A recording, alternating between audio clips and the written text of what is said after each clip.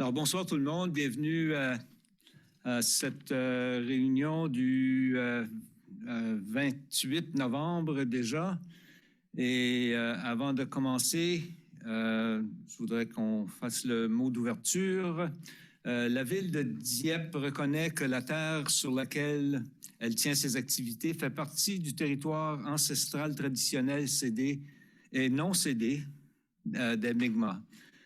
Les traités de paix et d'amitié que les Mi'kmaq ont élaborés de façon conjointe avec la couronne britannique pendant le 18e siècle s'appliquent à ce territoire.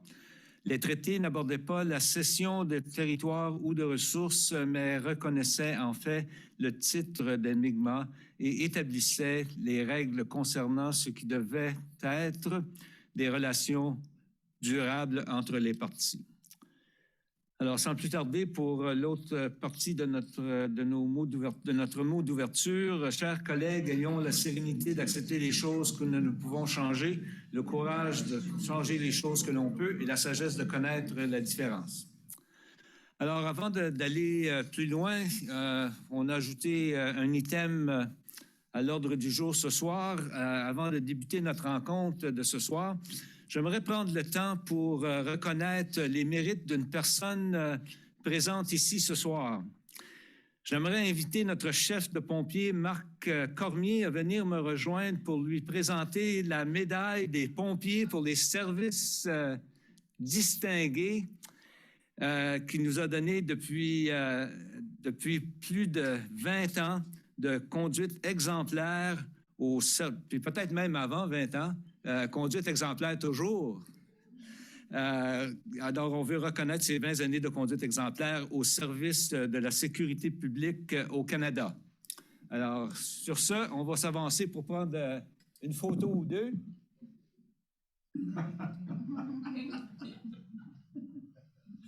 C'est pour ça que tu riais, là, hein, quand C'est une soirée importante pour les budgets, ça, je pense. Ben C'est un prestige. Merci. Si tu ne reconnais pas, c'est la reine, ça. Tu as reconnu ça?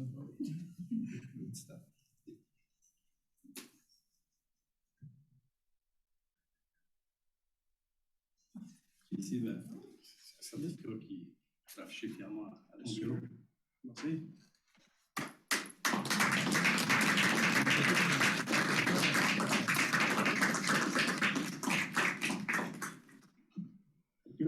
Et merci aux collègues d'avoir venu. Hein? Ouais, merci aux boys.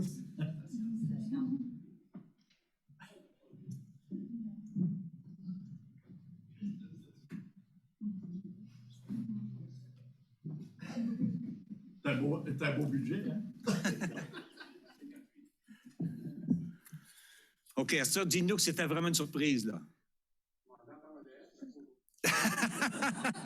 Il dit, ça fait même 20 ans que j'attendais ça, là. Presque ça. C'est ça. Alors, maintenant, on va appeler la réunion à l'ordre. On a l'air un petit peu en désordre un peu ce soir.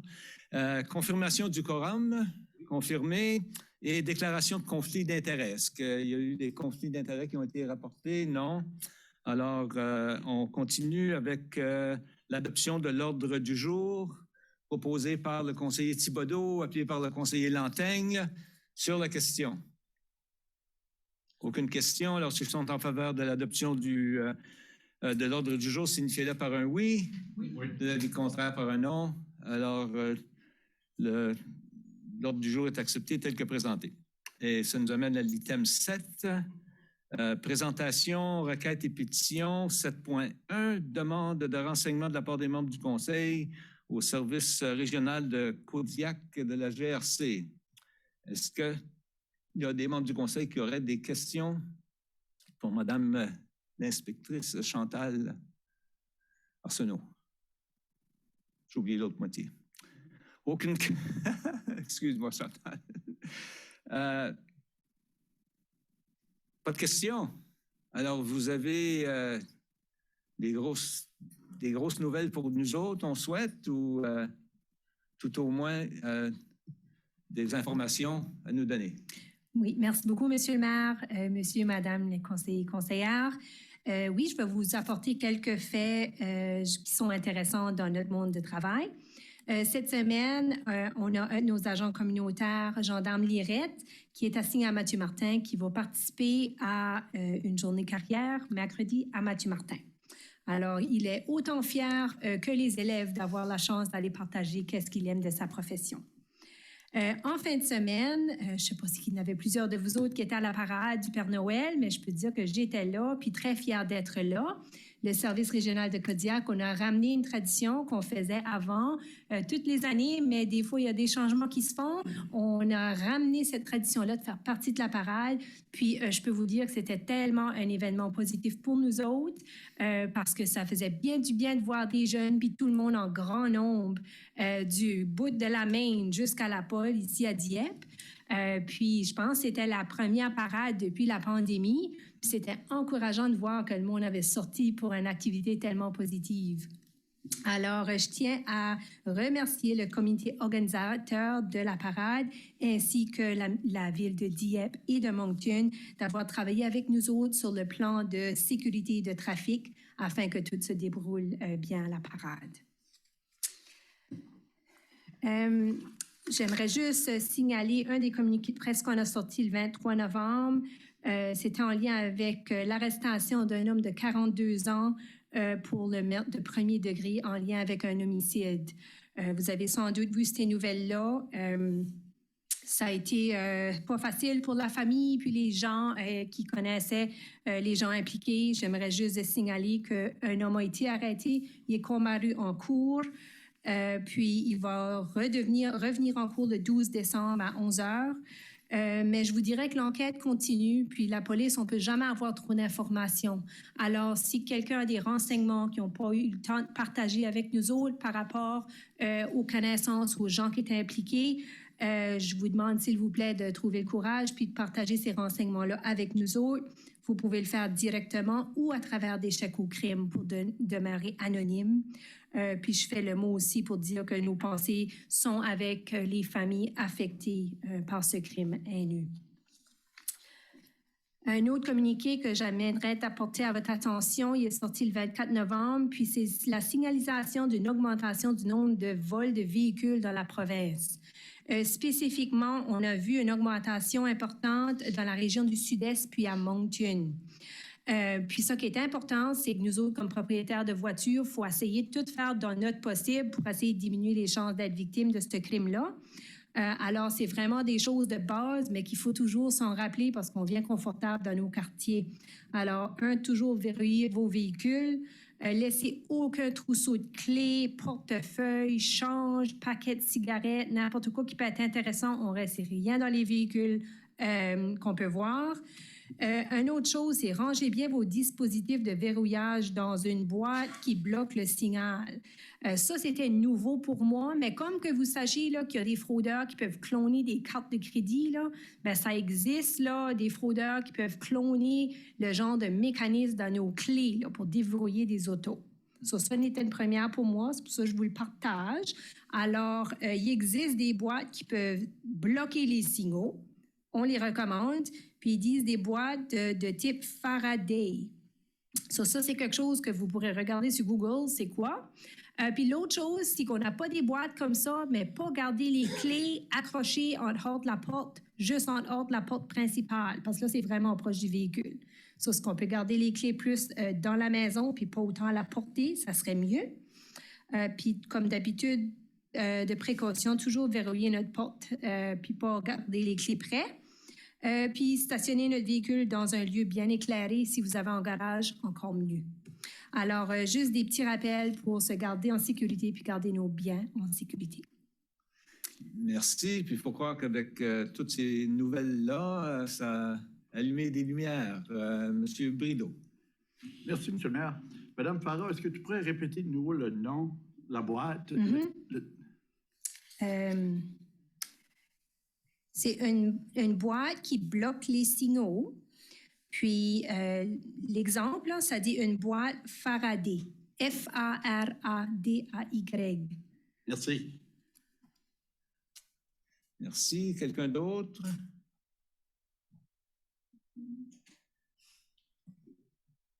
Non? Alors, merci encore une fois pour votre présence, puis au plaisir de vous revoir, on le souhaite dans les prochaines semaines. Merci beaucoup. Alors, maintenant, ça nous amène à l'item 7.2, une chose qui amène toujours des discussions.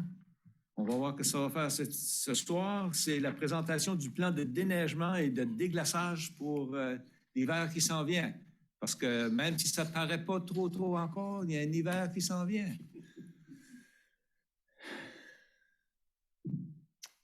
Oui, bonsoir, M. le maire, membre du conseil. Comme le maire l'a si bien dit, on le veuille ou non, la neige est à nos portes. Donc, il y a quelques petits, comme à chaque année, on vient vous présenter le plan de déneigement pour l'année 2022-2023. Donc, au niveau des services d'opération, on parle de services des travaux publics et des installations récréatives. Les deux services ont des programmes de déneigement. Donc, on parle de 190 km de rues cette année à déneiger. Donc, c'est 4 km de plus que l'an passé, pour comparer les deux. 66 km de trottoirs, 1562 bonnes fontaines. On parle d'environ une trentaine de bonnes fontaines de plus que l'an passé. Ça fait que ça s'ajoute à chaque année. 55 km de sentiers, dont 39 sont déneigés. 32 stationnements et 90 cul-de-sac. Ça fait que ça vous donne une idée de l'ampleur d'un plan de déneigement. Les équipements pour déneiger, on a 5 camions à benne avec lame, 11 chargeurs avec lame, une pelle rétrocaveuse, 2 souffleuses pour les chargeurs, 5 tracteurs à trottoir avec lame aussi, 2 tracteurs à sentier avec les lames, 2 camions avec lame et un camion avec épandeuse à sel ou sable. Il y a 2 motoneiges et un VTT pour soit le parc Lotterie et ou les sentiers de ski de fond comme tel. Comme à l'habitude, les classifications des rues, c'est les P1, P2, P3. Donc, priorité 1, les exemples sont l'Acadie, Amiraux, Champlain. Les collectrices, priorité numéro 2. Donc, les exemples ici qu'on a, la Gauvin et la Centrale.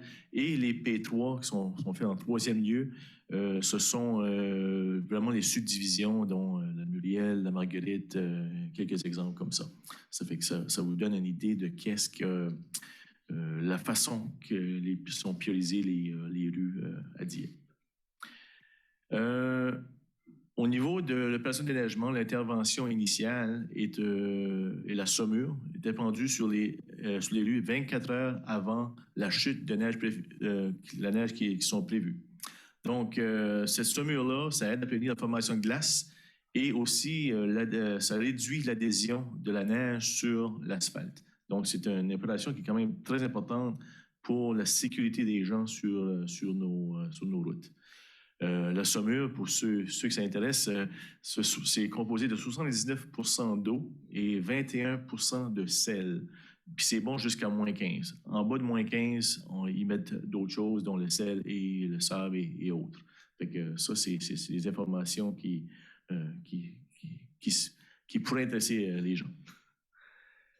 Au niveau des durées des opérations de déneigement, si je parle d'une tempête de 30 cm, disons, on parle d'à peu près 4 jours de déneigement avant que tout soit ramassé, ou 84 heures, parce que donc 4 jours de déneigement. Si c'est une tempête, comme on dit, une tempête majeure de 40 cm et plus, là, on parle de 4 jours et plus. Fait que ça vous donne une idée du travail qu'il y a à faire pendant une tempête comme telle. Qu'est-ce qui est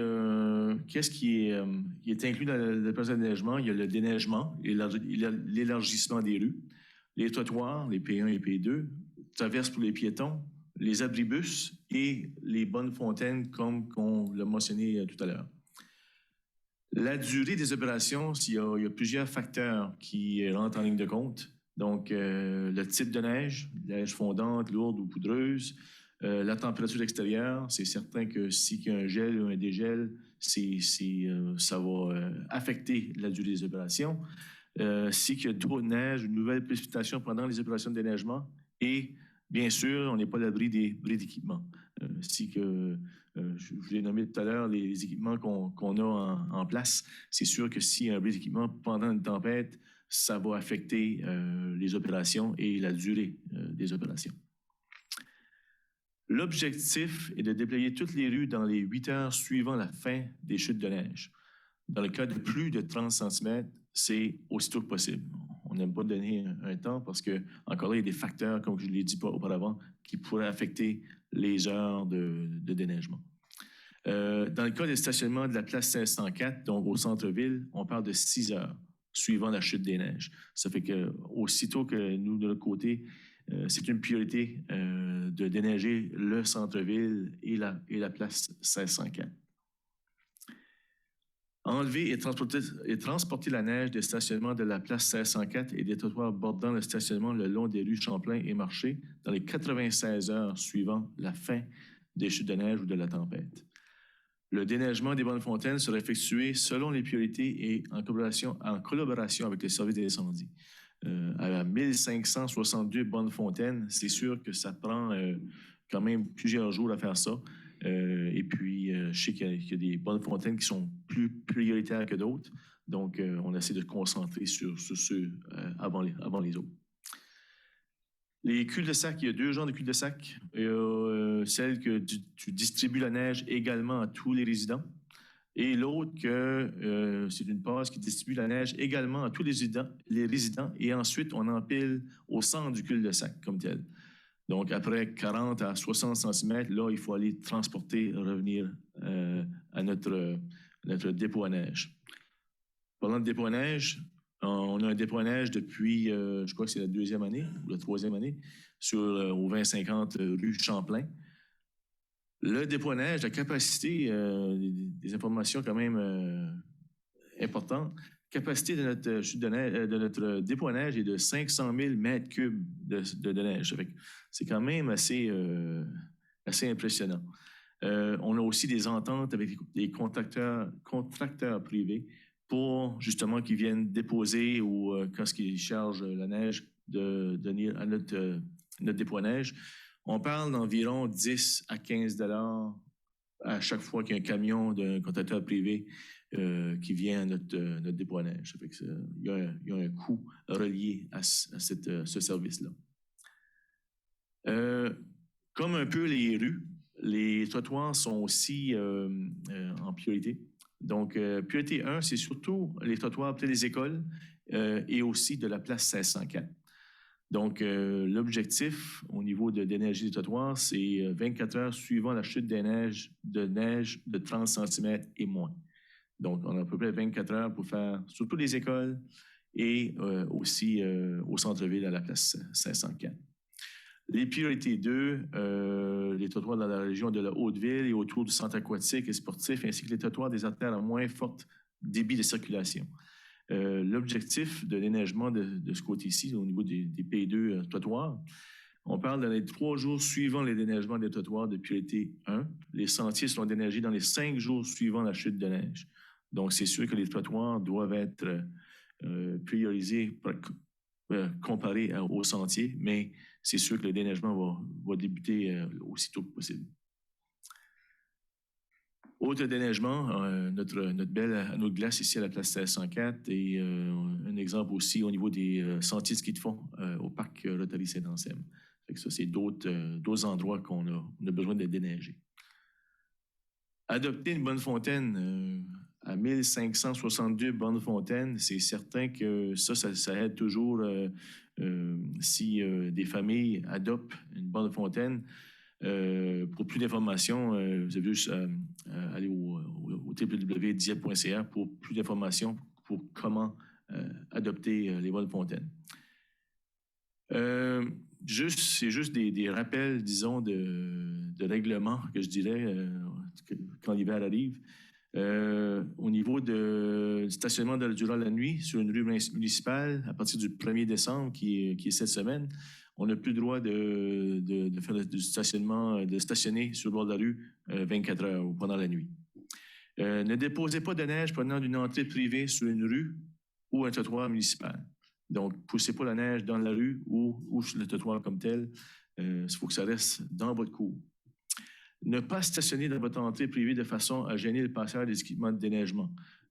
Parfois, ça arrive qu'il y a des autos qui sont trop proches de la rue et malheureusement, ça affecte encore là la durée du déneigement parce que si on a besoin de faire le tour des autos, des choses comme ça, ça peut être dangereux aussi pour nos équipements et les gens, les résidences. Et aussi, éviter de faire patiner les pneus aux intersections. Fait que ça, c'est un autre facteur. Pour faciliter le travail des équipes municipales, placer les ordures à un endroit où il ne risque pas de gêner les opérations de déneigement. C'est sûr que quand les sacs de poubelle frappent dans nos souffleuses, des choses comme ça, il y a un bris d'équipement. Encore là, le bris d'équipement équivaut à un facteur qui prend plus de temps pour le déneigement aussi. Nettoyer les puisards ou les manholes adjacents à votre propriété. Ça fait que ça aussi, ça nous aide de notre côté. On n'a pas besoin d'avoir une équipe qui font tout ça. On a plusieurs mille puisards comme ça en ville. Et déposer la neige au côté droit. Lorsque vous êtes face à la rue, côté droit. De notre côté, ça facilite le déneigement encore une autre fois. Je vous remercie. Je suis prêt aux questions. Merci. Question, monsieur, Madame Boudreau. Merci, Monsieur le maire. Mes questions vont être par rapport à la classification des trottoirs et des sentiers. Premièrement, dans la priorité 1, vous avez mentionné que c'est surtout les écoles, aux abords des écoles et la place CS104. Mais est-ce que dans cette même priorité, on ajoute les routes où il y a les sentiers, les trottoirs qui ont des arrêts d'autobus? Est-ce que ça fait partie des priorités pour le déneigement des trottoirs? C'est une bonne question. Je crois que la P1 comme telle, mais Luc, la plupart, au niveau des abribus, OK. Parce que les abribus font partie de nos priorités au niveau du déneigement. Est-ce que les trottoirs font partie? Semble dire, M. Richard, semble dire que oui. C'est probablement des P1. Même les endroits où il n'y a pas d'arrêt, pas d'abri, mais juste comme un petit sign, comme c'est un arrêt d'autobus. Est-ce que ça fait partie? Je ne sais pas si M. Richard connaît plus le côté transport actif, transport en commun. Je pense qu'on a quand même des routes parfois qui ne sont pas sur des P1. Donc, ça se peut que ces trajets-là ne le sont pas. Donc, on ne peut pas garantir que tous les arrêts le sont, mais je pense que la plupart, comme la Champlain et la Miro, qui sont deux trajets importants, là, ils sont P1. Et puis, c'est ça, les trottoirs de la 94 de Kodiak Transpo, les arrêts d'autobus qui sont par rapport à cette ligne-là, est-ce que aussi font partie? Parce que là, on mentionne comme les trajets de la 93, mais les trajets de la 95, mais la 94, est-ce qu'ils font partie de la priorité? Je pense qu'il y en a peut-être qui ne le sont pas en ce moment. On pourrait regarder plus détaillé, là, chacun des arrêts, là, mais pour le moment, je pense que les P1, comme vous avez pu voir, là, ce sont pas tous les artères principales. Fait que nos autobus ne passent pas nécessairement tous sur des artères principales. Donc, dans ce cas-là, ça se peut qu'il y en a qui ne sont pas P1. OK. Ma prochaine question va peut-être être encore pour Luc. Est-ce qu'on a des exemples de villes qui privilégient le transport actif, même en hiver? Qu'est-ce qui sont c'est peut-être quelque chose que vous pouvez regarder dans le futur, mais quelles sont les meilleures pratiques justement pour encourager, même en hiver, le transport actif? Donc, aller voir le déneigement des trottoirs et sentiers. Quelle serait la pratique pour établir des meilleures priorités dans le déneigement? Il y a sûrement des villes que vous avez regardées déjà pour voir. Parce qu'en ce moment, de la façon que ça nous est présenté, j'ai l'impression qu'on privilégie toujours déneiger rapidement les voitures, qui est logique. Mais pour une ville qui veut s'enligner vers une meilleure empreinte écologique, je pense qu'il va commencer à faire le step forward aussi pour le transport actif, même en hiver. Je peux peut-être ajouter, je sais que le plan de transport actif qui a été présenté également avait des recommandations, des suggestions par rapport à l'utilisation que sont de transport actif l'hiver. Donc, ce sont des choses qu'on va être capable de regarder également avec la nouvelle direction de la mobilité. Donc, il y a peut-être des pistes de suggestions là qu'on pourrait apporter dans le prochain plan de déneigement. Okay. Puis peut-être de mon côté, on a quand même 70% des sentiers qui sont déneigés pendant l'hiver. Donc, je crois que c'est quand même important que. Puis je sais que c'est pas dans les priorités 1, mais on parle de 5 jours, disons, au niveau des sentiers. Mais je pense que c'est quand même bien au niveau de la ville de Dieppe qu'on a la chance de pouvoir faire ça. C'est pas toutes les villes qui déneigent leurs sentiers dans l'hiver. Nous, on est rendu à 70% et espérons dans le futur que ça augmentera. Oui, certainement, je vous applaudis là-dessus. J'essaie de voir toujours quelle est la prochaine étape ensuite. Oui. Merci. Merci. C'est ce qu'on appelle l'amélioration continue. Et voilà. Madame Leboutier. Bien, merci beaucoup, M. le maire. Puis, premièrement, merci beaucoup pour la belle présentation. Moi, ma question, avant d'aller là, j'aimerais aussi remercier toute l'équipe de déneigement. L'année passée, ça n'a certainement pas été un hiver assez facile avec la grande accumulation de tout, puis de loin, là, à toute notre équipe de déneigement pour l'excellent travail, puis aussi le dévouement, parce qu'il y avait beaucoup d'heures, beaucoup de sacrifices qu'on a vus dans les nouvelles, etc. Et sur ce point aussi, c'était quel a été nos grands, si on a eu vraiment des défis l'année passée, point de vue de l'accumulation de la neige, puis qu'est-ce que nous avons fait pour y remédier dans ce plan ici, là? Est-ce qu'on a eu des changements ou on n'a pas eu besoin de faire des changements, des modifications? De notre côté, c'est dur à planifier l'hiver, d'un hiver à un autre. Disons que l'an passé, puis je m'excuse, je suis quand même assez. Ça fait quelques semaines dans mon poste, dans mon nouveau poste.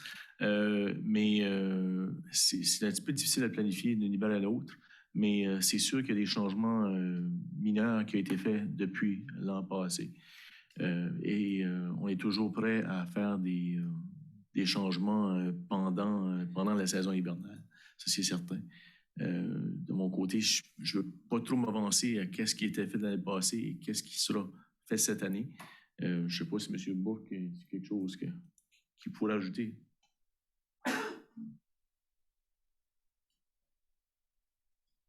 Alors, bonsoir. Quelques ajustements. On a 3 tracteurs articulés qui s'ajoutent. Alors, ça va venir aider avec le niveau de service pour sentiers et trottoirs. On va continuer aussi nos corps de travail. Je pense que c'est quelque chose qui nous aide beaucoup à répondre rapidement dès que la neige commence, que ce soit pour l'application du sel ou commencer le déneigement. Ça fait qu'on a déjà une équipe sur les lieux en attendant que les autres personnes entrent aussi. Le défi de l'année passée avec les tempêtes, la manière l'hiver qu'on a connu avec 5 tempêtes, 5 fins de semaine de suite, on dirait que c'était comme un entraînement chaque semaine. C'était l'accumulation en bordure de rue, où est-ce qu'on a 2 souffleuses. Et puis, on a dû agir rapidement avec... on était chanceux puis pas, une entreprise dans le nord de la province qui avait moins de neige et puis on a pu s'entendre. Et puis qui est venu nous aider 24 heures par jour pendant une semaine. Et puis, ça nous a vraiment aidé à pouvoir se rattraper dans le déneigement parce que faire les routes, faire les trottoirs, c'est tout le reste qui vient avec, le halage et ainsi de suite. Alors, c'était le défi numéro 1 l'an passé, les corps de travail, les employés prêts à s'activer rapidement. Ça a été un succès. On poursuit ces choses-là cette année. Je pense qu'on a même quelques améliorations de ce côté-là. Et puis, on va souhaiter qu'on va avoir un hiver qui va nous permettre de réussir encore une fois les niveaux de service qu'on se propose. Merci beaucoup. Merci. Monsieur Brideau. Merci, M. le maire. Également, moi, je dois lever mon chapeau sur le travail qui est fait par nos employés. Vous avez mentionné tantôt les trottoirs, surtout les écoles. Ben, moi, dans mon territoire, dans mon quartier 1, j'ai 3 écoles, plus le collège communautaire, plus le centre uni. Les trottoirs, c'est une chose qui est vraiment importante parce que c'est la question de protection de nos enfants. Puis, faites-vous-en pas que lorsqu'ils tombent des bordées de neige, je reçois des appels à la maison. L'année passée, j'en ai reçu. Quand est-ce que vous allez nettoyer les trottoirs? Parce que c'était toujours faire allusion aux enfants. Section des écoles autour des rues qui connectent. Alors, bonne chance cet hiver également. Merci. Autre question? Sinon, merci pour la présentation. C'est toujours intéressant de voir où est-ce qu'on s'en va pour l'hiver. Alors, Merci. comme ça a déjà été mentionné, on a eu quand même beaucoup de succès l'année passée avec l'avenue le support du Nord. C'est pas souvent que c'est l'inverse, là, mais l'année passée, c'était un petit peu l'inverse. Alors, on a su en profiter, tant mieux. Alors, prochain item. Question. J'allais presque passer par-dessus M. Thériault, qui est déjà là, prêt à nous parler de budget. Bonsoir. Bonsoir, Monsieur le maire, bonsoir, membres du conseil. Eh bien, nous voilà, nous y sommes rendus, finalement. C'était de longue haleine cette année, je ne sais pas pourquoi. Mais on est là. Donc, vraiment, ce soir, qu'est-ce que vous allez voir? On a 4 résolutions qui vont se suivre, une après l'autre. On vous propose, en premier lieu, d'accepter ou d'autoriser les budgets de fonctionnement, donc le taux de taxe, le niveau de budget. En deuxième lieu, ce sera les budgets de fonctionnement d'eau et d'égout. Encore une fois, les taux aux usagers ainsi que le niveau du budget.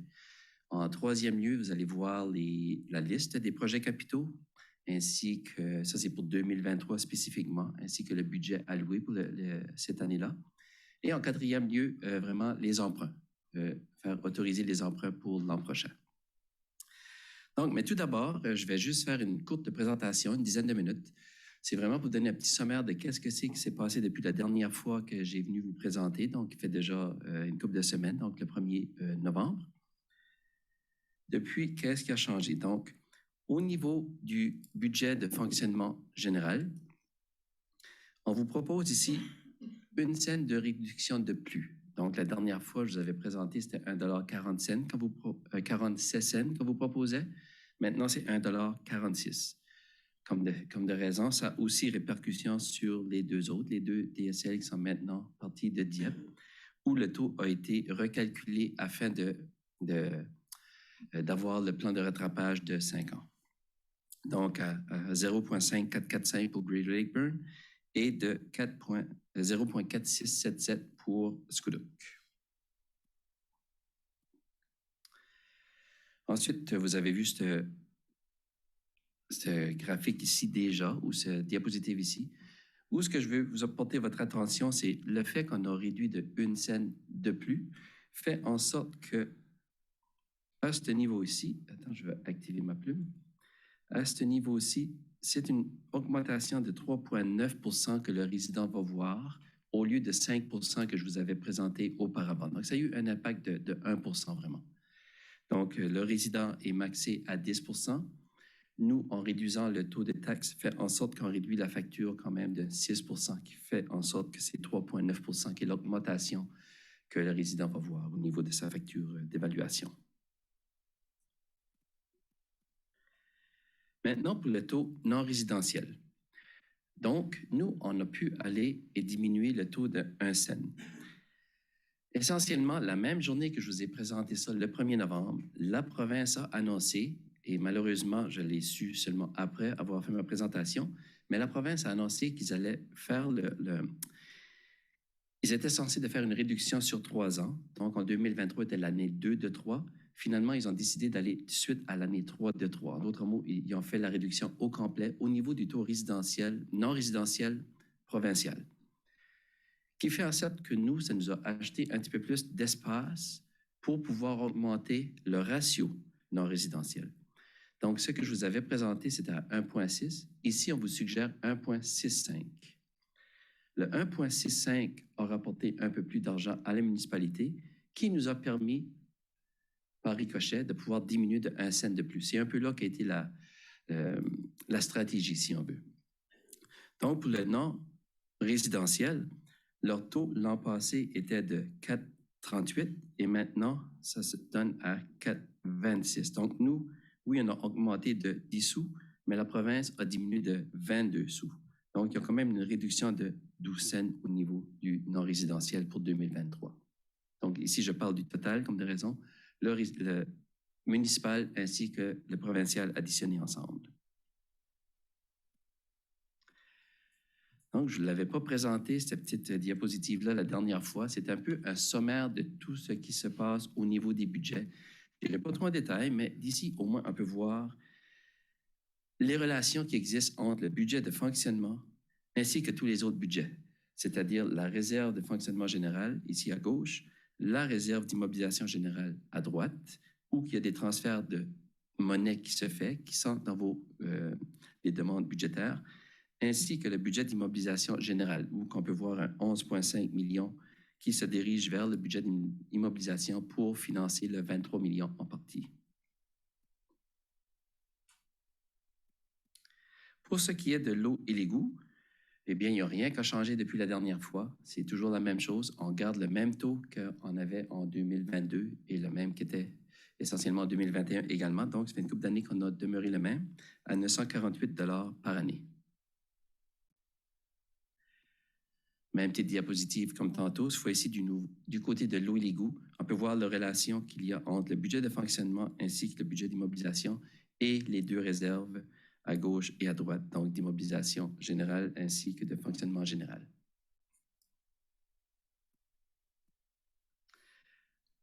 Pour ce qui est du plan quinquennal, le fait qu'on a réduit, on a augmenté à 1,65 a fait en sorte que la municipalité, c'était un bonus, si on veut, de 600 000 $ environ. On diminue de 1 cent, donc à ce moment-là, c'est un 450 000 de moins, qui fait en sorte qu'il y avait 150 000 de plus en tout et partout qui est arrivé à la municipalité et où je l'ai appliqué finalement, c'est au niveau des emprunts. Donc, c'est les emprunts qui ont diminué quelque peu. Ici, au niveau des emprunts, comme exemple, l'année 1 et 2, j'avais 4,9 et 5 millions. Maintenant, c'est 4,7 et 4,8 millions. Donc, ça réduit un peu. Ça réduit comme de raison un peu le ratio d'endettement aussi, mais c'est un peu le même portrait. Et je vois que j'ai fait une erreur ici, mais c'est plutôt, au lieu de 7 cents, c'est plutôt 8 cents de diminution.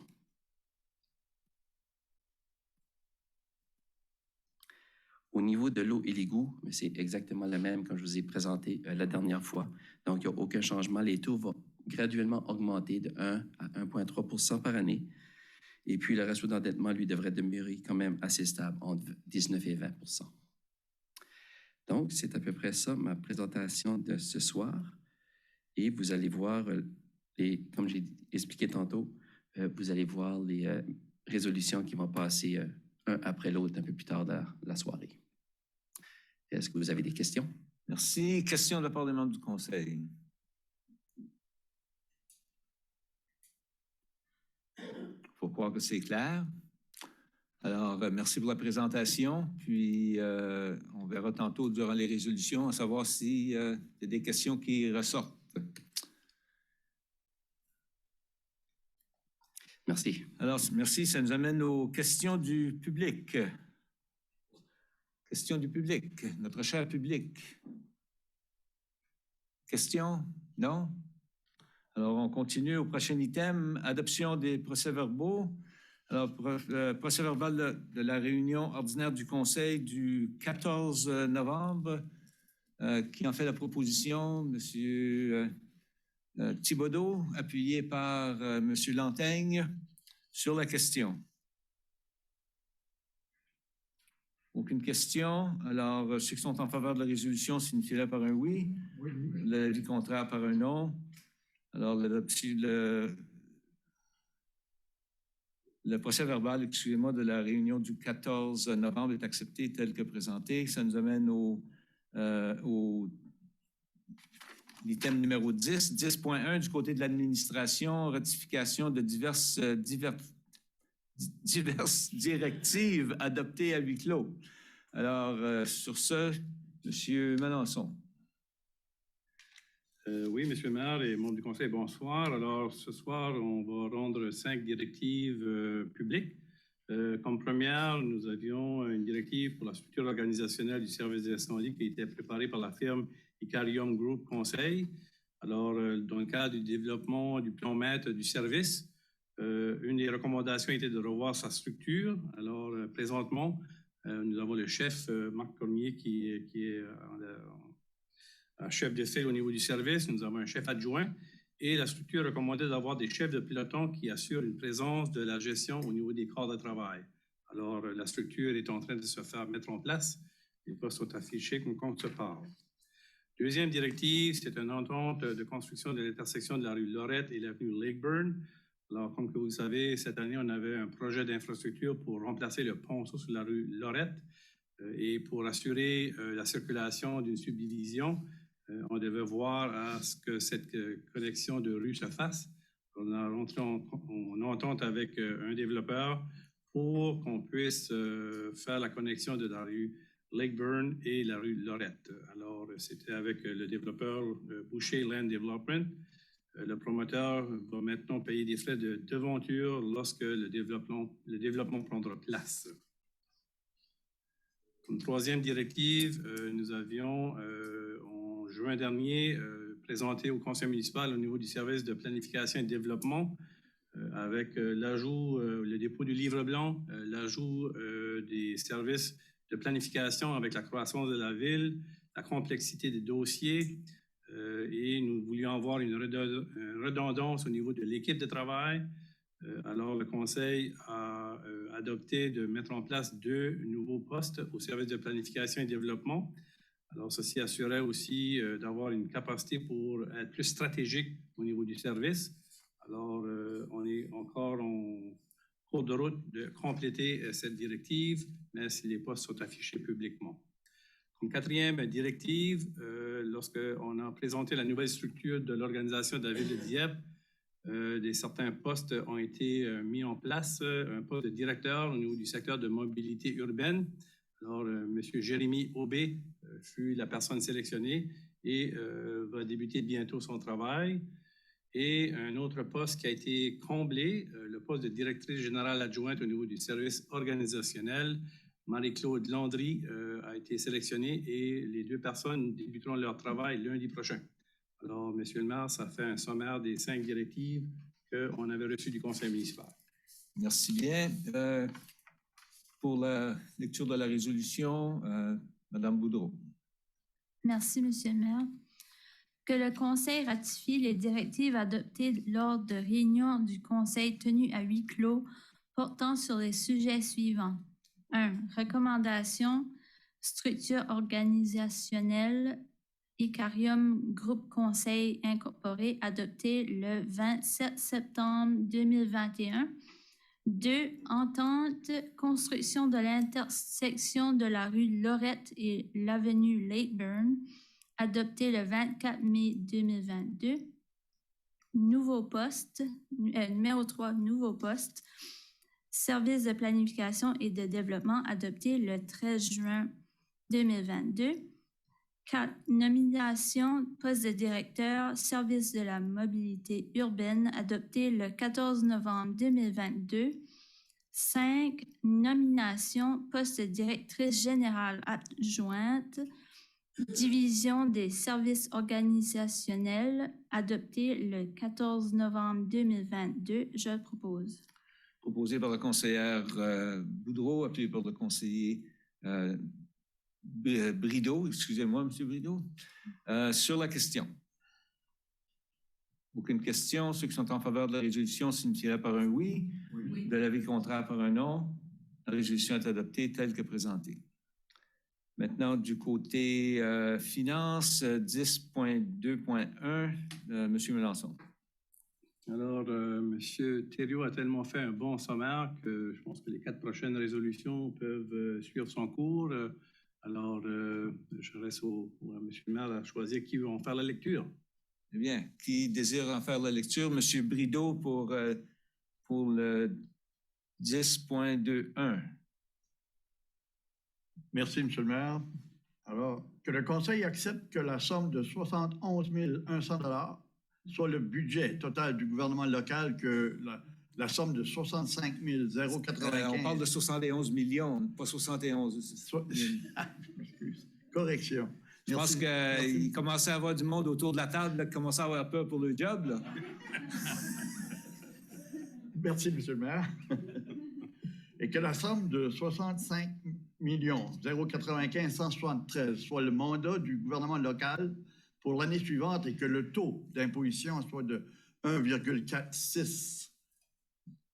Est-ce qu'on... 1 400 600 $ pour Dieppe et de... Monsieur le maire, c'est Moi, 1,46 $ du taux d'imposition. C'est ça. Et de 545 000 pour Greater Lakeburn DSL et que de... je pense qu'on va reprendre ça puis on va demander à quelqu'un d'autre de le faire. Monsieur Thibodeau, s'il vous plaît. Merci, Monsieur le maire. Que le Conseil accepte que la somme de 71 100 000 $ soit le budget total du gouvernement local, que la somme de 65 95 173 $ soit le mandat du gouvernement local pour l'année suivante et que le taux d'imposition soit de 1,46 cents pour Dieppe, de 0,5445 cents pour Greater Lakeburn et de 0,4677 cents pour Scodoc DSL, et que le Conseil ordonne et prescrive que le montant soit prélevé par le ou la ministre de l'Environnement et des gouvernements locaux sur l'évaluation des propriétés immobilières qui sont imposables en vertu de la loi sur l'évaluation et qui se trouvent dans le territoire du gouvernement local de Dieppe. Je le propose, M. le maire. Merci. Juste pour être certain que c'est clair, c'est mandat et non pas... J'oublie quel autre mot vous aviez utilisé, là, mais c'est ça. Le mandat comme tel. Alors, proposé par le conseiller Thibodeau, appuyé par le conseiller Brideau. Merci. Alors, sur la question. Aucune question. Alors, ceux qui sont en faveur de la résolution, signifiez-la par un oui. De l'avis contraire par un non. La résolution est adoptée telle que présentée. Et maintenant, pour le budget du Fonds de fonctionnement des services d'eau et d'égout, pour la lecture de la résolution, M. Lantaigne. Oui. Alors que le Conseil, merci M. le maire, alors que le Conseil accepte en vertu de l'alinéa 117.4 de la loi sur la gouvernance locale que le budget total de fonctionnement du service d'eau et d'évacuation des eaux usées pour la prochaine année comprendra des revenus de 14 703 628 $ et des dépenses de 14 703 628 $.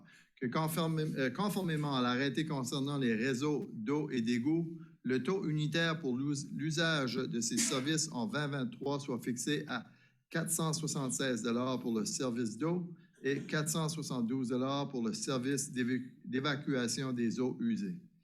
Que le tarif s'appliquant aux abonnés dotés d'un compteur d'eau soit fixé à 1,98833 $ le mètre cube pour l'année 2023 et que le taux d'usage du service d'évacuation des eaux usagées par les abonnés dotés d'un compteur d'eau pour l'année 2023 soit égal à un pourcentage du taux d'usage du service d'eau, ce pourcentage étant calculé en divisant le taux courant du service d'évacuation des eaux usées par le taux courant du service d'eau. Ce calcul nous donne un taux d'usage du service d'évacuation des eaux usées de 1,9667 $ le mètre cube pour l'année 2023. J'en fais la proposition, M. le maire. Proposé par le conseiller Lantaigne, appuyé par la conseillère Boudreau sur la question. Aucune question. Ceux qui sont en faveur de la résolution, signifiez-la par un oui. Oui. De l'avis contraire par un non. La résolution est adoptée telle que présentée. Ça nous amène au 10.2.3 pour les projets d'immobilisation de 2023 et avec la liste des projets. Madame Leboutier, s'il vous plaît. Je viens de perdre mon écran.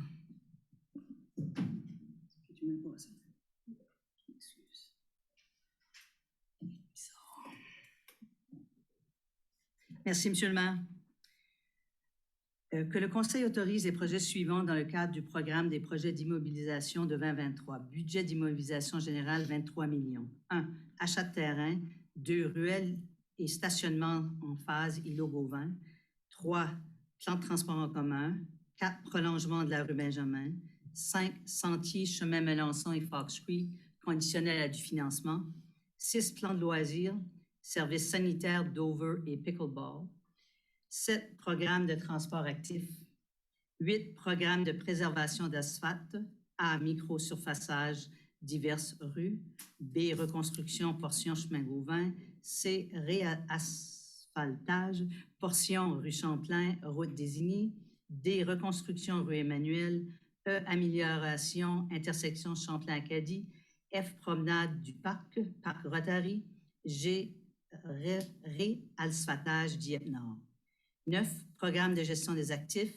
10. Plan et devis, projet 2023. 11. Achat de nouveaux équipements qui comprend A. 3 tracteurs articulés. B. Une génératrice. C. Recouvrement de plancher et sonorisation à l'uniplex. Budget d'immobilisation des services d'eau et d'évacuation des eaux usées, 2 200 000. 1. Conduite d'eau, portion du chemin Gauvin. 2. Conduite d'eau rue Emmanuel. 3. Prolongement des services rue Benjamin. 4. Compteurs d'eau résidentiels et non résidentiels. 5. Programme de gestion des actifs. Et 6. Plan et devis, projet 2023. Je vous le propose, Monsieur le maire. Merci. Proposé par la conseillère Lantaigne. Excusez-moi, Madame Leboutier. Et appuyé par le conseiller Godette. Sur la question. Question, M. Godette. Merci, M. le maire. J'ai seulement une question. J'aimerais d'avoir une idée date quand que l'asphaltage va être refait sur la rue Amiron, le chemin Melançon et le chemin Fox Creek.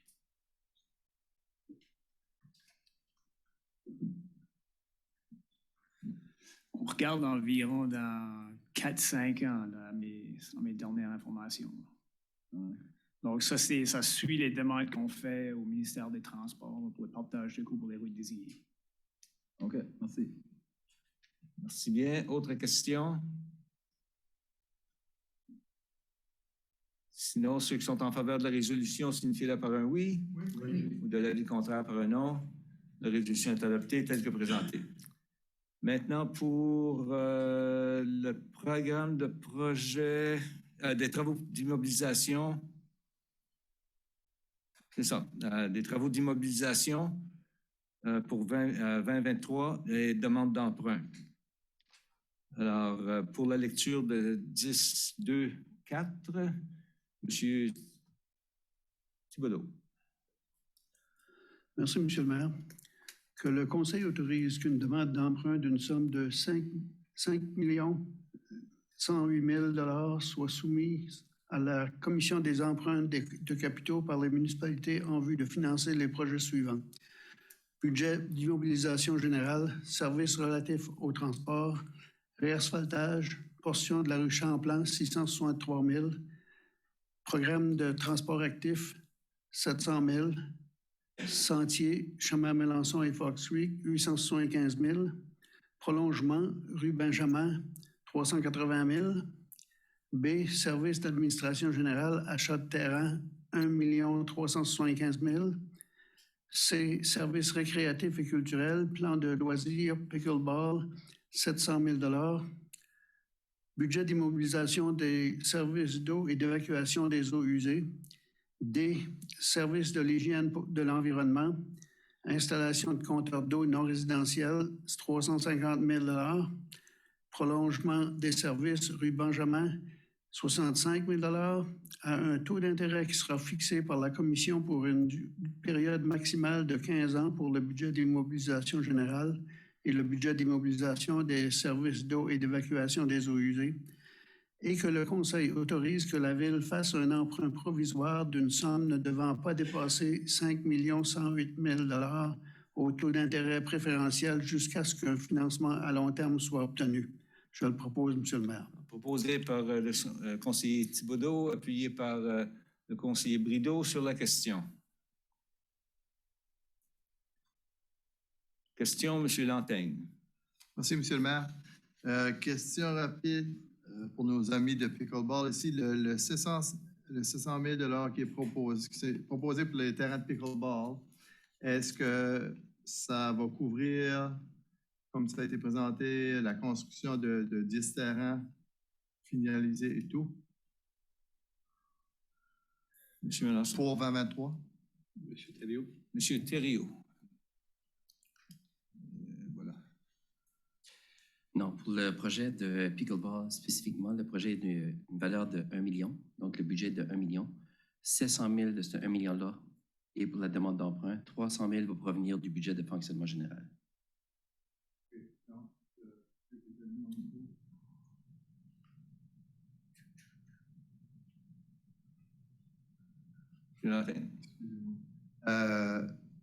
Donc, si je comprends ce que vous me dites, le budget est là pour 2023 pour finaliser 10 terrains de pickleball.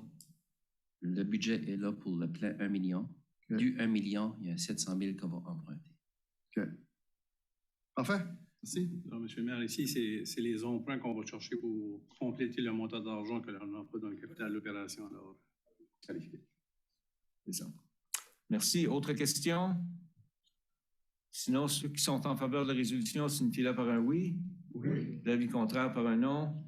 La résolution est adoptée telle que présentée. Maintenant, au 10.3.1. Ah, merci. Standing O. Standing O. Je te dis. Alors, comme j'ai dit, maintenant du côté de l'ingénierie au 10.3.1, qui veut lire les résolutions? Madame Leboutillier. Que le Conseil déclare que l'installation des systèmes d'égout sanitaire municipal n'est pas nécessaire pour desservir la propriété identifiée sous le NID 00919084 située au 340 rue Bayview en vertu du sous-alinéa 12B I2 en parenthèse de l'arrêté 82-25 intitulé « Arrêté concernant les améliorations locales ». Je vous le propose, M. le maire. Alors, proposé par la conseillère Leboutillier, appuyé par la conseillère Turgeon-Roy sur la question. Sur la question, M. Godette. Merci, M. le maire. Seulement une question pour la propriété, pour ce qu'on parle de. Pour se rendre sur la propriété, on va descendre de la rue Dover, on va descendre de Bayview Court. M. Cormier. C'est une question qui avait été au CCU récemment. Je pense qu'il voulait l'accès à partir de la Bayview. Mais en fin de compte, je pense qu'il va avoir accès à partir de la Dover et de la Bayview pour son entrée. So, il va avoir deux entrées. Oui. OK. Merci. Merci. Autre question? Sinon, ceux qui sont en faveur de la résolution, signifiez-le par un oui. Oui. De l'avis contraire par un non. Alors, le 10.3.1 est accepté tel que présenté. Ça nous amène au 10.4 pour les nominations. 10.4.1, comité consultatif en matière d'urbanisme. Pour la résolution, M. Thibodeau. Merci, M. le maire. Que le Conseil nomme les personnes suivantes sur le comité consultatif en matière d'urbanisme. Claudette Leblanc, renouvellement d'un mandat se terminant le 31 décembre 2023. Richard Godette, renouvellement, mandat se terminant le 31 décembre 2023. Et Marie-France Doucet, mandat se terminant le 31 décembre 2024. Je le propose, M. le maire. Proposé par le conseiller Thibodeau, appuyé par la conseillère Turgeon-Roy sur la question. Aucune question. Ceux qui sont en faveur de la résolution signifieraient par un oui. Oui. De l'avis contraire par un non. La résolution est adoptée telle que présentée. Ce qui nous amène aux items 11. 11.1.1, l'arrêté C1-2022 portant sur la circulation routière et le stationnement. Alors, pour la lecture du sommaire sur la loi de la gouvernance locale, à l'article 15, parenthèse 2, parenthèse 3, par titre seulement. Excusez-moi, lecture sommaire. Madame Turgeon. Ouais. Merci, Monsieur le maire. Donc, arrêté portant sur la circulation routière et le stationnement dans la ville de Dieppe.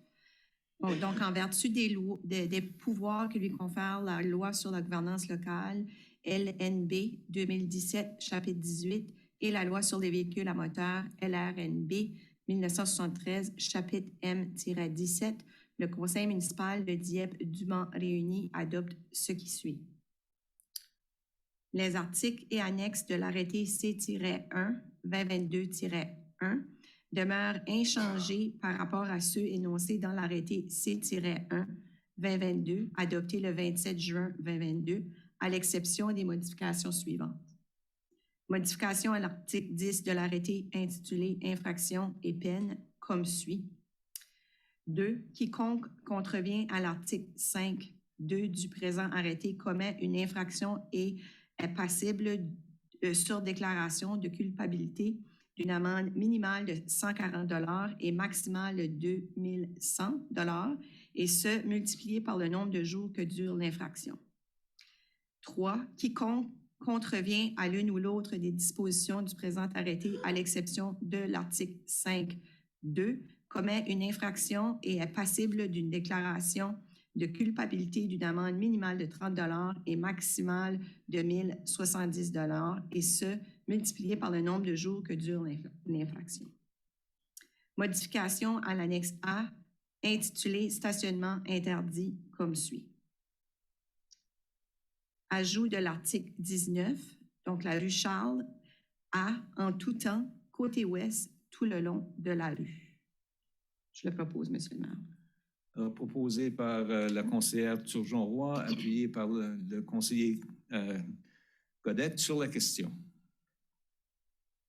Aucune question. Ceux qui sont en faveur de l'arrêté municipal signifient par un oui. Oui. Oui.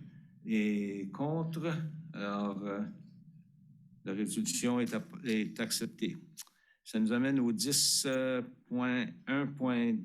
Excusez-moi, au 11.1.2, troisième lecture par titre seulement du même dit arrêté C-2022. Madame Turgeon-Roy. Donc, arrêté numéro C-1-2022-1, arrêté portant sur la circulation routière et le stationnement dans la ville de Dieppe. Je le propose par titre seulement, Monsieur le maire. Merci. Alors, proposé par la conseillère Turgeon-Roy, appuyé par le conseiller Godette sur la question. Aucune question. Alors, ceux qui sont en faveur signifient-le par un oui. De l'avis contraire par un non. Alors, la troisième lecture, l'arrêté C-1-2022-1 est accepté en troisième et dernière lecture. Ça nous amène au 11.2 pour l'arrêté A-8-2022 concernant un régime de retraite pour les employés de la ville de Dieppe pour la première et deuxième lecture. Qui veut en faire la résolution? Madame Leboutier, alors. Merci, Monsieur le maire. Merci, Par titre seulement. Par titre seulement? Oui. OK. Arrêté numéro A-8-2022, arrêté de la municipalité de Dieppe concernant un régime de retraite pour les employés de la ville de Dieppe. Alors, je vous le propose, Monsieur le maire. Proposé en première lecture par la conseillère Leboutier, appuyé par le conseiller Godette sur la question. Aucune question? Oh, excusez-moi. Question, Madame Godbout. Merci. Est-ce que quelqu'un pourrait juste me clarifier le sommaire des changements proposés? Le changement de nom, c'est-tu pour le rendre bilingue ou c'est-tu que le nom va être seulement en anglais? Ici, vous parlez des explications sommaires au point 2 et 3. C'est parce que le nom de la compagnie a changé. On a fait de la correction en même temps qu'on faisait une modification à un groupe, une catégorie d'employés pour l'expansion de Dieppe. Alors, c'est juste de refléter le nom de la compagnie. Mais là, on parle, ça dit changement du nom du syndicat des pompiers. Maintenant, Dieppe Professional Firefighters Association. Est-ce que le nom du syndicat de Dieppe est en anglais? Oui. Puis la raison de ça?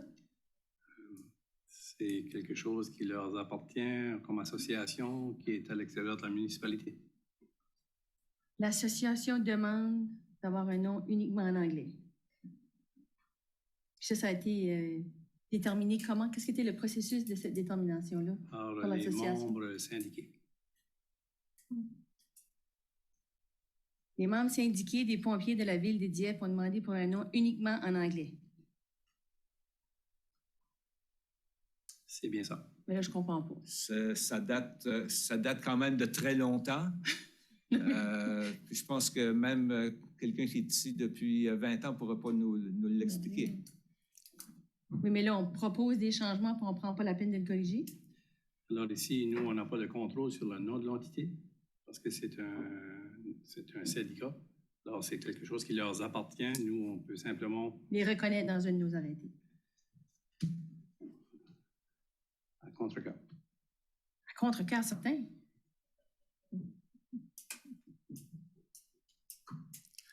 Autre question? Je pensais que c'était une erreur. OK. Alors, ceux qui sont en faveur de cette première lecture, signifiez-le par un oui. De l'avis contraire par un non. Et l'arrêté est accepté en première lecture. Nous allons procéder avec la deuxième lecture, encore une fois, par titre seulement, Madame Leboutier. Merci, Monsieur le maire. Arrêté numéro A8, 2022, arrêté de la municipalité de Dieppe concernant un régime de retraite pour les employés de la ville de Dieppe. Je vous le propose par titre seulement, Monsieur le maire. Alors, proposé par la conseillère Leboutier, appuyé par le conseiller Godette. Et sur la question. Aucune question. Ceux qui sont en faveur de la résolution signifient-le par un oui. De l'avis contraire par un non. La deuxième lecture de l'arrêté A8 2022 est acceptée en deuxième lecture. Item 12, avis de motion. Rien de ce côté-là. Alors, demande de renseignements et annonces de la part des membres du Conseil. Et, à moins que je me trompe, encore une fois, c'est M. Godette. Merci, M. le maire. Moi, je n'ai rien à rapporter. Merci. Merci, Mme Leboutier. Merci, Monsieur le maire. Moi, c'était juste des citoyens m'avaient approché récemment. C'était pour... Ils se demandaient si ça serait possible de regarder nos dos d'âne à changer la couleur des dos d'âne parce qu'ils trouvent que souvent, ils s'aperçoivent où les gens, nos nouveaux visiteurs, ils pensent que c'est juste un droit de passage, là, tu sais, quand tu circules. Ça fait que je leur ai dit que j'amènerais ça, voir qu'est-ce qu'ils font peut-être dans les municipalités. Est-ce que c'est la même couleur qu'ils ne réalisent pas, puis là, ils sont dedans. Parce que pour eux autres, c'est un piéton et non un dos d'âne. Ça fait que c'est ce que je voulais apporter ici ce soir. Merci. C'est tout pour moi. C'est noté. Il y a une enseigne qui est sur le côté là, qui avise que c'est. Oui, c'est quand même assez petit, l'enseigne. Là. Je peux voir ça, mais écoutez, j'ai dit que je l'apporterais. C'est ça. Merci beaucoup. Merci bien. Madame Boudreau. Merci, Monsieur le maire. Je vais d'abord commencer par offrir mes sincères sympathies aux familles qui ont perdu des êtres chers dans les tragédies qu'il y a eu récemment dans notre communauté. Tout récemment, le jeune Max Boudreau dans un homicide. Le décès aussi d'un membre de la communauté musulmane dans l'hôpital de Moncton, MS. Et puis le décès du jeune sans-abri, Luke Landry, devant l'hôtel de ville de Moncton.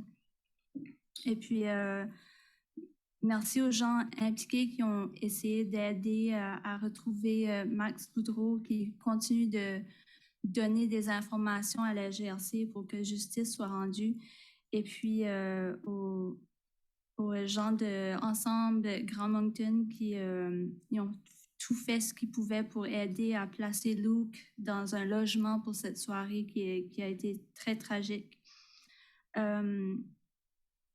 Je vais faire aussi une petite annonce. Mon ancienne enseignante de chant, professeure de chant de l'université, Monette Gould, elle vient d'annoncer aujourd'hui qu'elle se retirait de sa carrière de professeure de chant de l'université Mount Allison après 20 ans à cette université.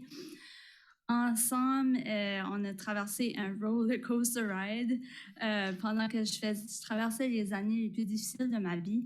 Puis c'est vraiment une femme extraordinaire avec un cœur bienveillant pour ses étudiants et ses étudiantes qui, sans elle, je ne serais pas où je suis aujourd'hui. Donc, je lui souhaite un grand succès dans ses projets futurs. Ce soir, avec la réforme de la gouvernance locale, il y a eu des fusions dans les communautés, création de nouvelles entités dans la province. Donc, ce soir, nous connaîtrons les résultats des nouveaux conseils municipaux. À certains endroits, c'est vraiment la première fois qu'ils ont une élection municipale. Donc, je donne bonne chance à tous les candidats, puis merci à votre dévouement pour votre communauté. Dernière chose, j'avais une question pour M. Richard. On a eu des changements tout récemment dans les transports de Kodiak Transpo, la ligne 94, la ligne 93. La 94 a perdu son accès au centre-ville, les logements qui sont sur la Gauvin, puis à l'hôtel, se rendent à l'hôtel de ville. Il y a eu des changements aussi aux heures de pointe. C'est maintenant à 40 minutes au lieu de 30 pour que ça soit plus facile. Est-ce que tu pourrais expliquer aux gens pourquoi ces changements ont été faits? Merci. Oui, certainement. Merci pour la question. Donc, il y avait deux changements en principe. Le premier, c'était au niveau des horaires des trajets. C'est quelque chose qui se fait assez régulièrement au niveau des différents trajets Kodiak Transpo, selon les données des résultats. Et les changements qui ont été faits à Dieppe pour nos 3 trajets, particulièrement aux heures de pointe du lundi au vendredi, c'était pour assurer un meilleur respect des horaires. Donc, nos statistiques nous démontraient qu'on avait de la difficulté à atteindre le respect des horaires. Donc, ça, c'était le changement, pourquoi on effectuait ces changements-là. L'autre changement, c'était au niveau du trajet comme tel entre la 93 et la 94. Il y a eu un changement mineur qui a fait que la 93, maintenant, au lieu d'utiliser la Gould et Notre-Dame, il va utiliser Acadie, Champlain. Et la 94, par contre, au lieu d'utiliser Acadie, Champlain, ensuite Marché, Gauvin pour un petit bout, va prendre la place de 93 sur la Gould et ensuite la rue du Collège. 2 particularités avec ces changements-là. Un, c'est qu'on avait des difficultés avec ces gros autobus de 40 pieds à faire des virages, par exemple, Champlain, Marché, Gauvin, particulièrement lorsqu'il y avait de la circulation. L'autre opportunité qui nous a été présentée, c'est avec le développement maintenant de la phase 2 du centre-ville. Donc, on a un accès à une nouvelle rue Évolution, qui nous permet un accès de la Gauvin à la Champlain beaucoup plus facile qu'auparavant. Donc ça permettait de faire ces changements-là, permettant quand même aux gens qui sont sur la Gauvin, dans ce petit bout, d'accéder à un trajet d'autobus qui maintenant sera aux 30 minutes au lieu d'être aux 60 minutes que la 94 offrait hors point.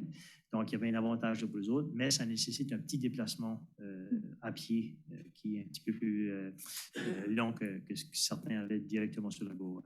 Ce que ça nous permet de faire aussi avec la 93, c'est de maintenir ce trajet-là qui est le trajet principal avec le plus gros achalandage de la ville sur l'ensemble de la Champlain et de desservir notre centre-ville principalement.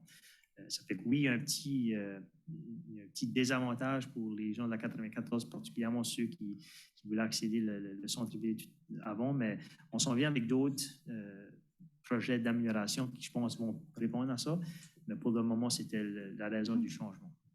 Est-ce qu'il y a eu des gens qui se sont plaints suite au changement ou est-ce qu'on a pu s'entendre avec eux que ce changement était un avantage?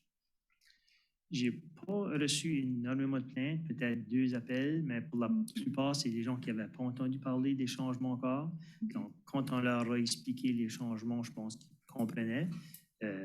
C'est certain qu'il y a une personne en particulier, elle avait l'habitude de sortir de son appartement sur la Champlain ou sur la Gauvin, puis avoir un arrêt à 3 pas. Là, maintenant, elle doit marcher à 250 mètres, qui est quand même très à l'intérieur des standards là, qu'on se donne au niveau du centre-ville. C'est ce que je dis, c'est qu'il y a des fois, il y a des petits...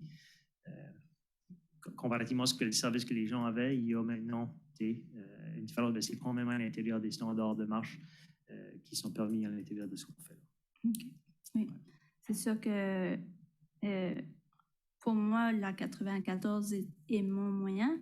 Si j'utilise les transports et puis maintenant, si je me rends à l'hôtel de ville, bien, il faut que je fasse un transfert à la place Champlain. C'est sûr que c'est pas un changement que j'aime, mais j'imagine que ça profite à peut-être améliorer dans le futur. Donc, je vais toujours garder à voir comment... dans le futur, je sais qu'il y aura des nouveaux projets, puis ça va s'améliorer à partir de là.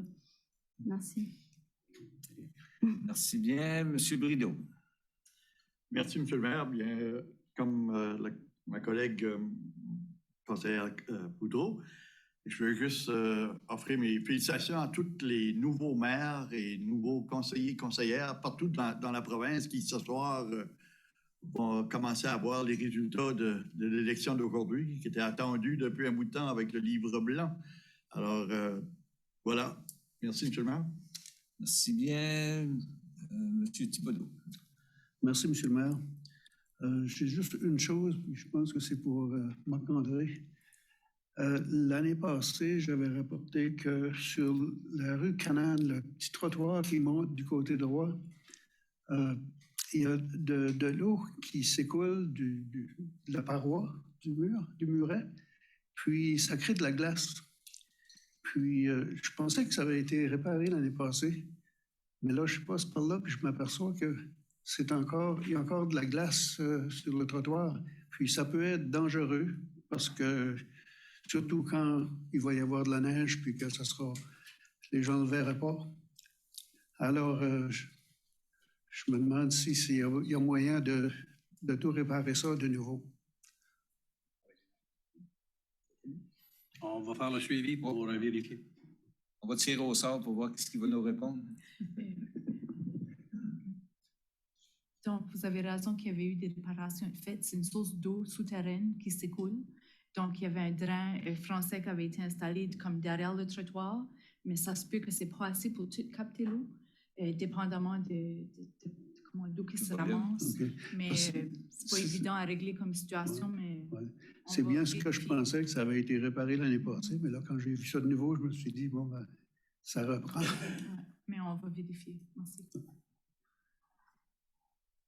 C'est tout. Merci, Mme Turgeon-Roy. Merci beaucoup. J'aimerais prendre un petit moment à soir pour reconnaître, on venait de faire les budgets, là, reconnaître les employés de la ville, les gestionnaires. Ça fait un petit peu plus d'1 an qu'on est là. C'est notre 2e passage au budget. Puis je remarque de plus en plus que les projets nous ressemblent au conseil municipal. On est la voix de nos citoyens. Ça fait que c'est beau de voir ça. Puis je veux juste vous remercier parce qu'on sent que vous êtes vraiment à l'écoute. Puis c'est vraiment apprécié. Ça fait que je voulais juste vous remercier pour ça. Kudos, ça fait du bien des fois aussi de se faire reconnaître puis de reconnaître le beau travail. La deuxième chose que j'aimerais parler de, c'est surtout une question. Avec le nouveau développement sur la centrale, je remarque que de plus en plus, il y a du stationnement sur la rue. Puis, c'est une rue qui est vraiment passante. Plusieurs fois, j'ai vu ou évité des accidents dans ce coin-là. On sait que les gens vont assez rapidement aussi. En tout cas, je veux juste voir, là, Jason a mentionné tantôt qu'à partir de demain, je crois qu'on ne peut plus stationner sur la rue. À partir de jeudi. OK, de jeudi.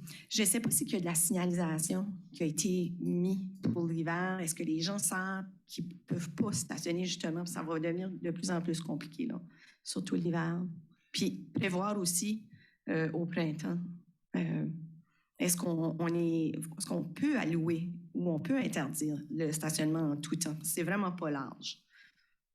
Je ne sais pas qui peut me répondre. Juste sur la question du déneigement à partir du 1er décembre, ça c'est sur toutes les rues de la ville de Dieppe. Oui. Alors, il n'y a pas d'enseigne pour indiquer que c'est l'hiver. On l'annonce, c'est des avis publics. Pour la rue centrale, je sais que particulièrement parce qu'il y avait de l'asphaltage, il y avait peut-être plus de stationnements qui étaient présents la semaine dernière, mais on regarde sur la situation, voir la complexité, la largeur de la rue. Alors, je vois que Marc-André fait signe de tête nord-sud. Là. On va regarder à ça, puis voir s'il y a une situation qui doit être adressée. Puis, en temps et lieu, ça sera... J'ai beaucoup de commentaires à cet égard-là, des gens du quartier. On reconnaît que la circulation va être un peu plus intense dans le milieu de la rue centrale avec tout l'ajout du résidentiel. Là. Alors, ça va faire partie de l'analyse de l'équipe. Merci beaucoup. C'est tout. Bonne semaine. Merci, Madame Godbout. Merci, Monsieur le maire. Juste quelques petites annonces. Pour ceux qui ont noté la présence de la crèche, l'absence de la crèche qui était autrement au coin de l'Acadie et Champlain. C'est juste pour vous aviser que la crèche a été retournée à la paroisse et elle a été placée cette année devant l'église Saint-Anselme pour ceux-là qui la cherchent. Et elle sera en alternance les années suivantes avec l'église Sainte-Thérèse. Ils ont commencé avec Saint-Anselme plutôt que Sainte-Thérèse juste parce que l'électricité était plus facile à brancher cette année. Alors, je pense que les gens pourront apprécier la crèche illuminée à un nouvel endroit qui paraît très bien. Il semble avoir trouvé sa place. Je voulais remercier le conseiller Godette pour son travail auprès de l'organisation de la parade de Noël. Merci. Le retour de la parade a apporté beaucoup de bonheur et d'activités festives dans la ville. Alors, c'était bien apprécié. J'allais arrêter là, mais là, je ne peux pas m'arrêter. Étant donné les dernières résolutions qu'on a vues, j'inviterais la Dieppe Professional Firefighters Association d'apporter des changements à leur nom afin de refléter un nom bilingue, plus inclusif, pour mieux refléter la communauté qu'ils desservent. C'est une occasion de corriger ce qui semblait être une pratique désuète ou qui n'a plus sa place. Alors, je leur lance l'invitation. J'espère qu'ils vont y répondre. C'est tout. Merci. On va leur partager le message. Merci bien, Monsieur Lantaigne. Merci, Monsieur le maire. Rapidement, premièrement, je vais faire du pouce sur conseillère Turgeon-Roy pour remercier l'administration municipale, justement. On en a parlé, là. Moi aussi, ça fait 1 an et demi. Je trouve vraiment, on se sent vraiment écouté au conseil avec les orientations que l'administration prend, puis les initiatives. On sent vraiment que le conseil est écouté, puis dans le fond, on est la voix des citoyens. Donc, merci pour ça. Rapidement, félicitations à l'organisation, aux organisateurs de la 47e classique des écoles secondaires de Dieppe. Je n'ai pas eu la chance d'y aller. Malheureusement, nos valeureux de Dieppe n'ont pas su se distinguer. Par contre, c'est un événement qui a gagné une notoriété certainement là, après 47 ans. C'est quand même rien. C'est quand même pas rien. Et puis, c'est un événement, définitivement un événement d'envergure sportive à Dieppe. Donc, bravo aux organisateurs et longue vie.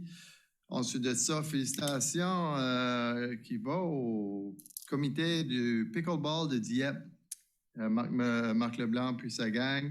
Merci beaucoup pour le travail acharné qui s'est finalement traduit par un beau projet qui a été approuvé ce soir, un projet rassembleur et surtout un bel ajout pour notre belle communauté. Ça va définitivement être un sport qui va continuer à prendre l'ampleur et avec lequel on pourra certainement se démarquer avec 10 beaux terrains. Puis finalement, félicitations aux nouveaux élus, aux futurs nouveaux élus. Là, on devrait savoir ça incessamment suite à la réforme municipale. Et puis, bonne chance pour les semaines, les années et les mois à venir. Et surtout, bon courage. Voilà, c'est tout pour moi. Je vous souhaite une bonne soirée. Merci. Merci bien. Je pourrais juste... la seule chose que je voudrais rajouter, c'est... que vous avez déjà fait, c'est de remercier les organisateurs du Coca-Cola Classic. Un gros tournoi qui a été bien reçu et où il y a eu beaucoup de participation. C'est une équipe du Québec qui a gagné, en fin de compte, dans la finale. ce que je me suis laissé dire, c'est qu'en fait, il y avait 2 équipes du Québec qui étaient très, très fortes comparées à nos locaux, là. Mais c'est qu'ils étaient initialement enregistrés pour jouer dans le gros tournoi provincial qui prenait place la semaine avant. Puis étant donné qu'il ne restait plus de place là, ça leur a été suggéré qu'ils devraient participer à celui-là. Mais ils étaient définitivement dans une classe un petit peu plus haute que nos collégiens. Mais je peux te dire que même l'équipe de Chidiac qui s'est rendue à la finale ont quand même se sont bien présentés malgré une défaite de 7-2, mais ils ont travaillé fort. Merci évidemment à l'équipe de l'administration pour encore une fois, comme ça a déjà été dit ce soir, vous nous avez présenté un budget qui, je souhaite, plaira à nos citoyens également. Il y a eu énormément d'efforts qui ont été faits pour réduire encore une fois le taux de taxation cette année. C'est quand même 2 années de fil où on fait des réductions assez significatives. Étant conscient de la situation économique régionale, provinciale et fédérale, on sait qu'il y a des gens qui l'ont plus dur que nous autres, c'est certain. Alors, on va profiter de cette période en même temps pour aider les autres. Ayons des pensées envers nos citoyens, concitoyens et voisins. Et là-dessus, bonne fin de soirée à tous.